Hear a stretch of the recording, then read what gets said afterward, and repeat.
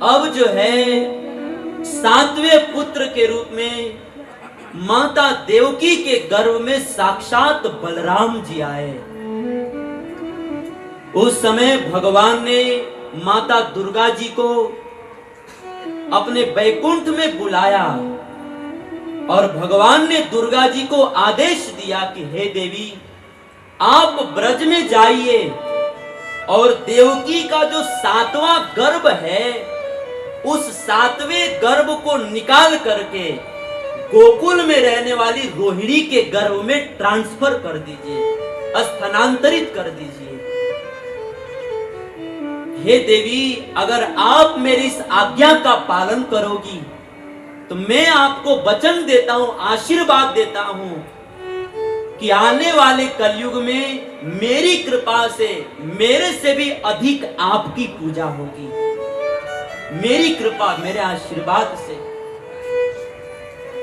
माता दुर्गा जी ने भगवान के आज्ञा को शिरोधार्य करके देवकी के सातवें गर्भ को गोकुल में रहने वाली माता रोहिणी के गर्भ में स्थानांतरित कर दिया। अब जो है सुखदेव गोस्वामी जी कहते हैं कि परीक्षित, अब साक्षात भगवान कृष्ण जो है सबसे पहले तो भगवान कृष्ण वसुदेव जी के मन में आए। अब प्रश्न होता है कि वसुदेव जी भगवान के मन में क्यों आए? तब हमारे संत लोग कहते हैं क्योंकि भगवान कृष्ण ने सोचा कि मैं रामावतार में बहुत सीधा साधा था, तो लोगों ने मेरे सीधे साधेपन का बहुत दुरुपयोग किया। इस दुनिया में सीधे साधे लोग को लोग बहुत दुख देते हैं, टेढ़े लोग को दुख नहीं देते हैं, सीधे लोगों को ही लोग दुख देते हैं। कहावत है ना कि कांटा जो है हमेशा मुलायम वस्तु में ही चुभता है, पत्थर में नहीं चुभता है वो। वैसे ही इस दुनिया में लोग सीधे साधे लोगों को ही परेशान करते हैं। तो भगवान कृष्ण ने सोचा कि मैं रामावतार में बहुत सीधा साधा था तो लोगों ने मुझे बहुत सताया, लेकिन पिछले अवतार में मैंने जो गलती किया वह कृष्णावतार में नहीं करूंगा। रामावतार में तो बहुत शांत था, लेकिन कृष्णावतार में मैं एक नंबर का चंचल बनूंगा। और भगवान ने सोचा कि चंचल तो बनना है, लेकिन चंचल बनने के लिए चंचलता किसी से सीखना पड़ेगा ना। अब चंचलता किससे सीखे? तो भगवान ने देखा कि इस दुनिया में मन से बड़ा चंचल कोई दूसरा नहीं है। इसीलिए भगवान कृष्ण जो है सबसे पहले वसुदेव जी के मन में प्रवेश किए ताकि चंचलता सीख लें। और जब भगवान कृष्ण वसुदेव जी के मन में आए तो वसुदेव जी ने अपने मन में से भगवान कृष्ण को देवकी के मन में प्रदान किए और फिर मां देवकी जो है अपने मन से भगवान को अपने गर्भ में धारण किए।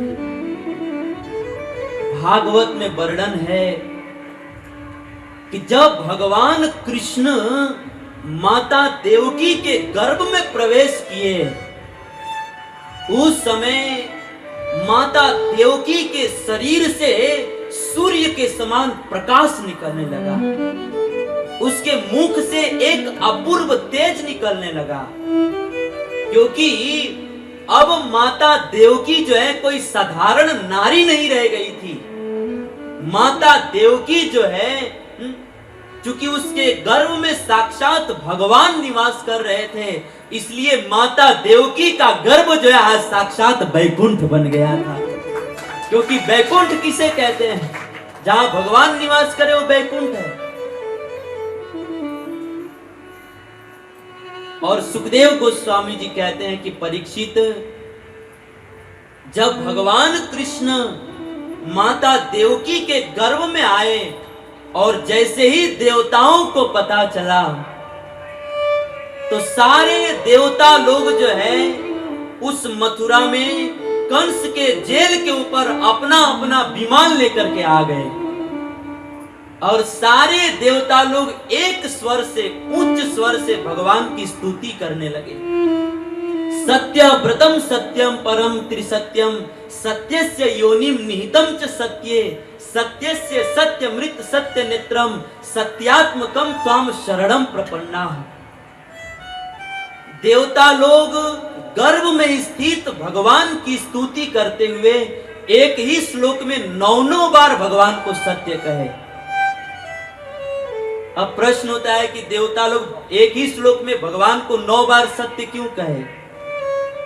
तब हमारे संत लोग कहते हैं कि देवता लोग भगवान को बार बार सत्य कह करके यह बताना चाहते थे कि हे प्रभु, आपने कहा था कि मैं कंस का वध करूंगा, तो आप अपने वचन को सत्य कीजिएगा, कंस को अपना मामा जान के छोड़ मत दीजिएगा।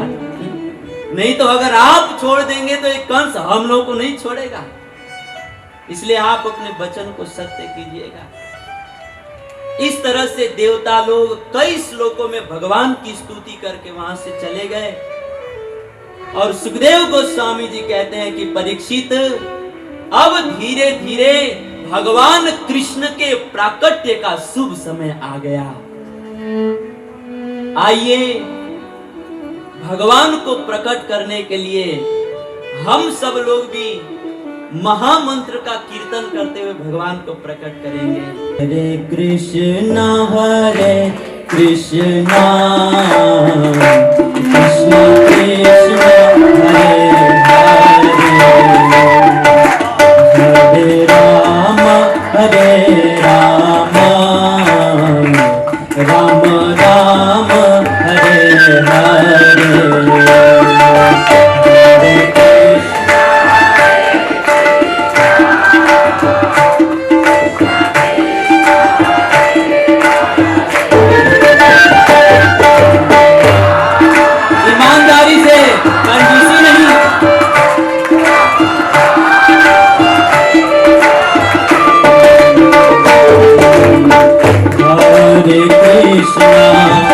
Hare Krishna, Krishna Krishna Hare Hare,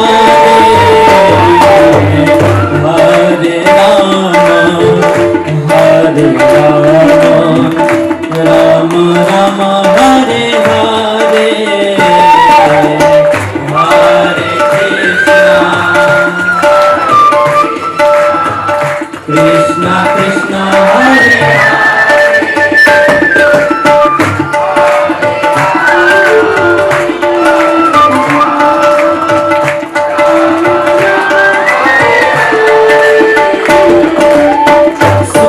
Swami ji कहते हैं, हे परीक्षित, जब भगवान के प्राकट्य का समय आया, उस समय अथाह सर्वा गुणोपेता काला परम शोभना यही एवा अजन जन्म शांत वृक्ष तारक जोग लगन ग्रहवार तिथि सकल भय अनुकूल चार अचर सब हर्ष जुत कृष्ण जन्म सुमोल।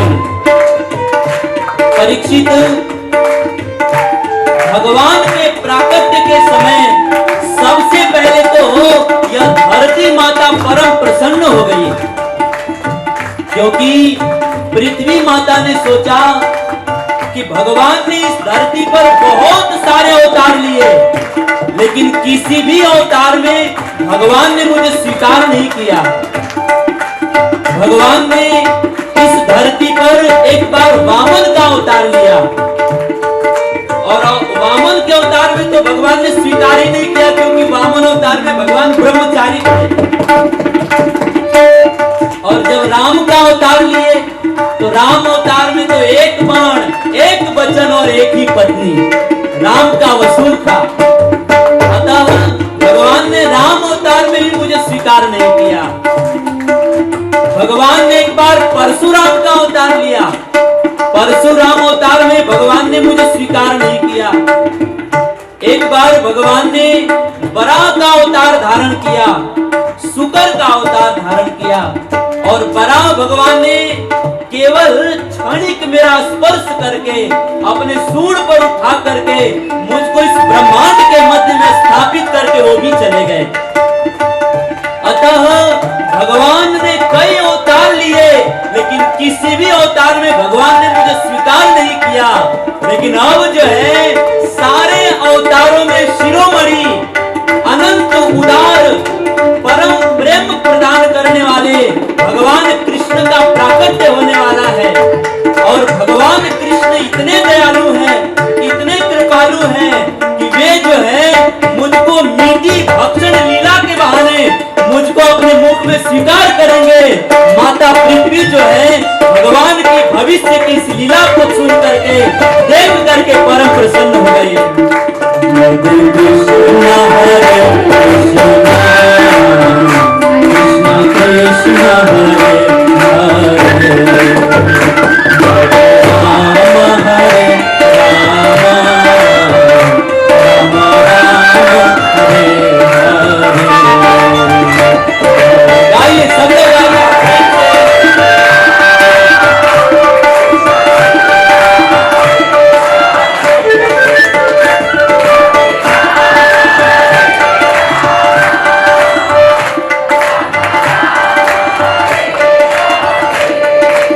गोस्वामी जी कहते हैं कि हे परीक्षित, भगवान के प्राकट्य के समय ब्रज 84 कोस में जितनी भी नदियां थी वो सारी नदियां परम प्रसन्न हो गई, क्योंकि ब्रज की नदियों ने सोचा कि अब जो है प्रभु का प्राकट्य होने वाला है,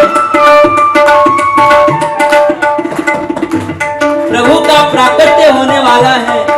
अतः सारे ब्रजवासी जो है हमारे हम नदियों के जल से प्रभु का अभिषेक करेंगे, उनके चरण को धोएंगे, तो हम जो है सारी नदियां भगवान के दिव्य अंगों का स्पर्श करके अपने जीवन को धन्याति धन्य बना लेंगे।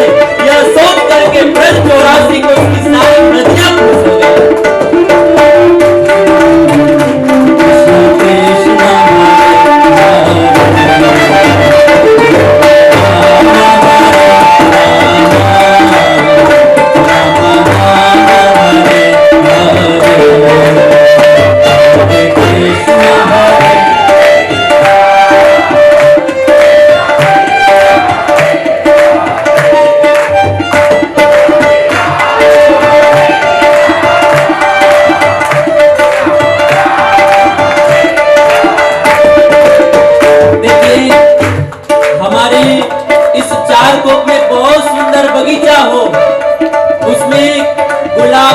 चमेली का, गेंदा का अनेकों फूल लगा हुआ हो, लेकिन अगर उस बगीचे में माली न हो तो मजा नहीं आता है।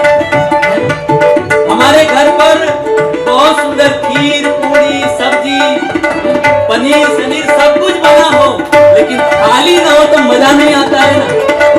वैसे ही यहाँ पर कथा में सब कुछ हो, अच्छा माइक हो, अच्छे बजाने वाले हो, अच्छे गाने वाले हो, लेकिन कथा में अगर श्रोताओं की ताली ना हो तो मजा नहीं आता। इसलिए सब लोग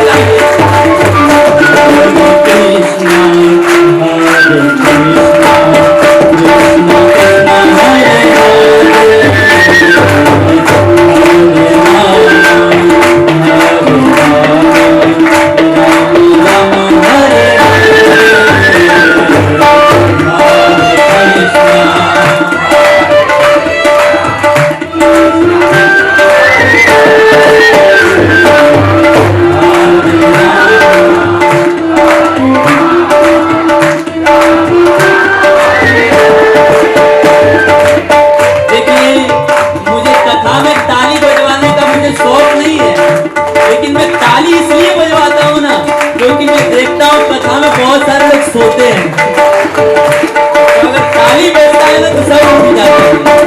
हरे कृष्णा कृष्णा कृष्णा हरे हरे, हरे राम हरे राम, राम राम हरे हरे, हरे कृष्णा।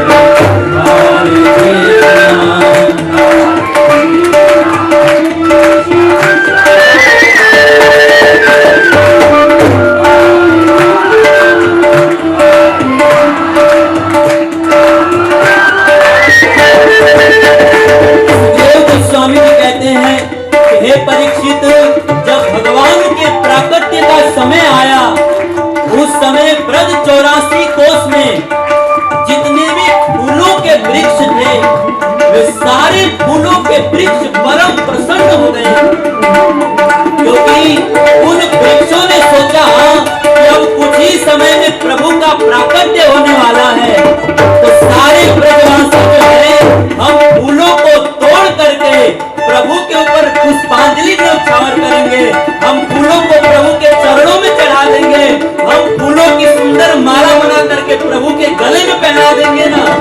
जो फूल हम दिन रात पेड़ों पर लटकते रहते हैं, लेकिन जब प्रभु का प्राकट्य होगा तो कभी न तो कभी प्रभु के गले में लटकने का सौभाग्य प्राप्त हो जाएगा।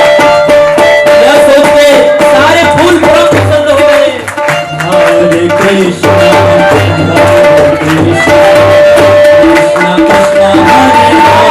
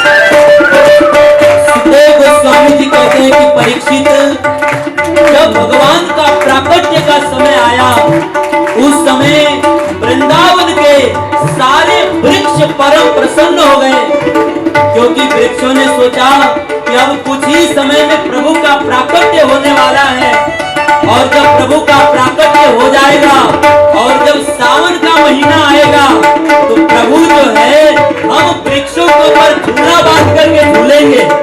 उस समय हम अपना सारा फल और फूल प्रभु के ऊपर समर्पित करके अपने जीवन को सफल बना लेंगे। यह सोच करके वृक्ष परम प्रसन्न हो गए। हरे कृष्णा कृष्णा कृष्णा हरे हरे, हरे राम हरे राम राम राम हरे हरे।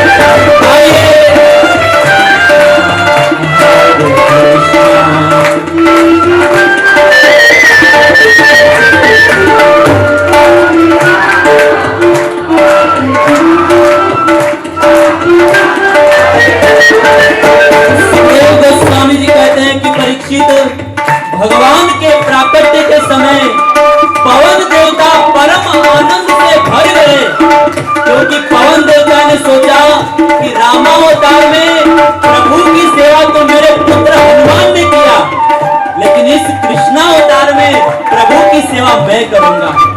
कैसे?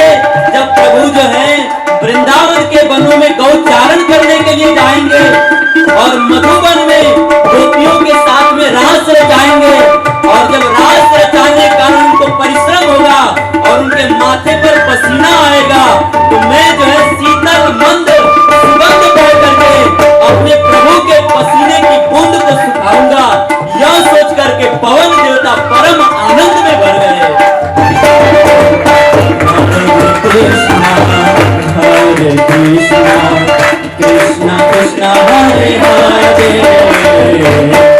हरे राम हरे राम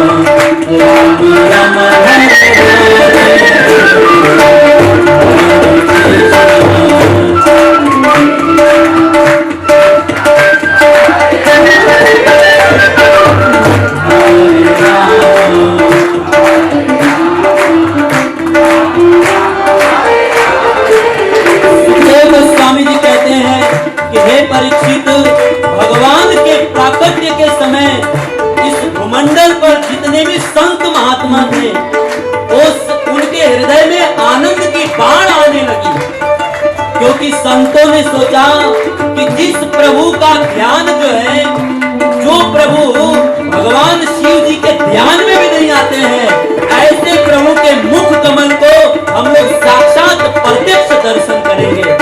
यह सोच करके सारे संत सुखी हो गए, देवता लोग परम प्रसन्न हो गए, क्योंकि देवताओं ने सोचा कि यह कंस हम सबको बहुत कष्ट दिया है, लेकिन अब जैसे ही प्रभु का प्राकट्य होगा तो प्रभु कंस जैसे असुरों का वध करके हम देवताओं को आनंद प्रदान करेंगे।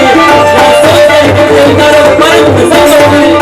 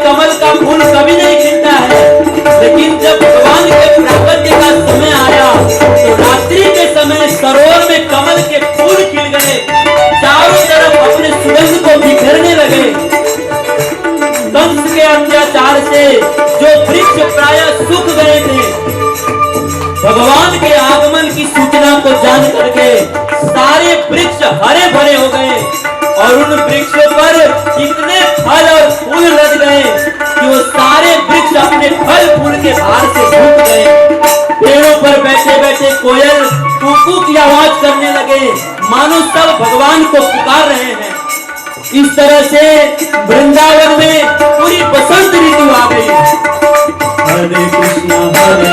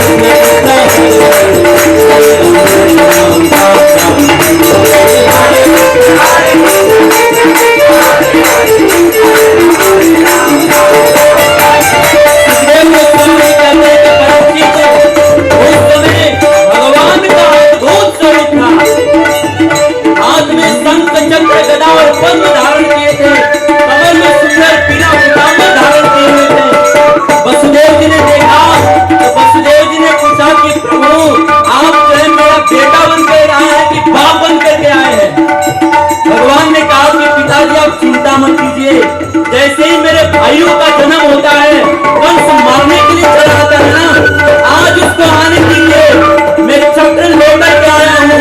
जो काम 11 साल के बाद करना है मैं आप ही कर डालूंगा। आने